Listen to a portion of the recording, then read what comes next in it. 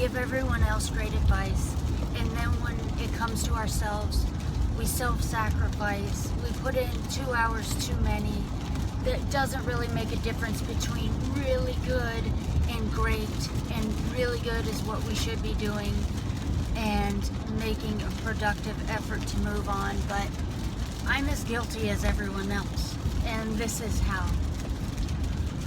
6 months of home ownership. It is now spring. I literally didn't think about the fact someone has to cut my grass. I have the privilege of owning a home. It's not a right. It's not something I'm entitled to.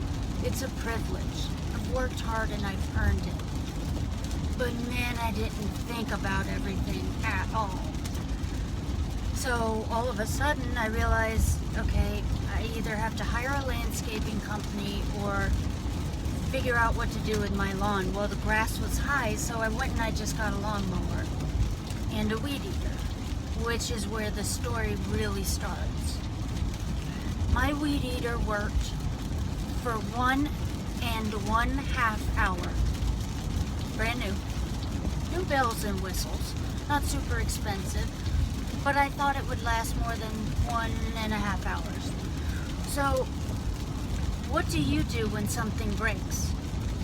Of course, you go to YouTube. So, YouTube, why won't my weed eater start? Apparently, I'm not the only one who has asked this question.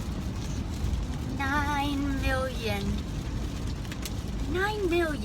videos come up. Now, my first thought was, are there 9 million things that could be wrong with this weed eater? Or are 9 million people celebrating the fact that they own land, they have this weed eater that doesn't work, and as sure as we're Americans, we are gonna fiddle until we figure it out. Anyway, 2 hours goes by, and I'm still watching YouTube videos. And I got to thinking, what am I worth? And then I got to thinking, what are you guys worth? Typically, I spend my weekends working.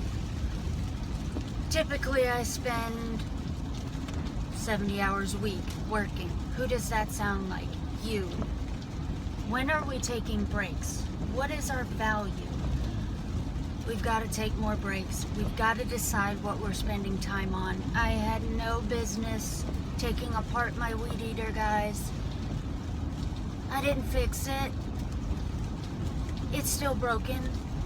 I mean, my story ends with the landscaper and returning some equipment. But the moral of the story is, I want to talk about efficiency and time management. I slipped up this weekend. I try to be really good about it, but it is so easy to get caught up in one problem and trying to solve it, when the chasm between really good service and great service is not big enough to be spending so much time on. There is more to life. There are more clients that we could be gaining in that time. And I want to make sure that we're doing a few things. We're taking breaks. We're not spending far too much time on one problem, weed eater for me, situation, client, you, and that we are still spending 1/3 of our time prospecting and keeping our databases up to date. Even though you're busy, we cannot let that fall at the wayside, because there will be a time when we're not as busy. Yikes, this is a 6-minute video. I've probably lost you, but I will be there tomorrow.